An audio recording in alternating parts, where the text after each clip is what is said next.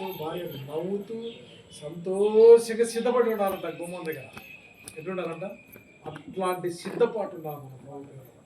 వివాహం ఎందుకు తీసుకొచ్చినాడు దేవుడు అంటే ఎల్లప్పుడూ ప్రభు కొరకై, ఒక భార్య భర్త కొరకై బయటికి వచ్చి ఎలా సిద్ధపడి వేచి చూస్తుందో అలాగ మనం సిద్ధపడినటువంటి కుటుంబం.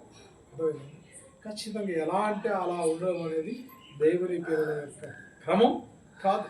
సిద్ధపాటు అనేది చాలా వాడు ఆయన రక్షించినాడు, రెండోది చేసినాడు భౌతిక సంతోషం కొరకై కుటుంబంగా చేసినాడు, రెండోది ఆత్మ సంతోషం కొరకై మరి దేవుని కుటుంబంగా మార్చినాడు, నాలుగోది ఆయన ఈ వివాహం ద్వారా ఏం చూపిస్తున్నాడు అంటే దేవుని యందు భయభక్తులు కానీ ఎల్లప్పుడూ జీవించే కుటుంబంగా ఆయన చేస్తూ వచ్చినాడు.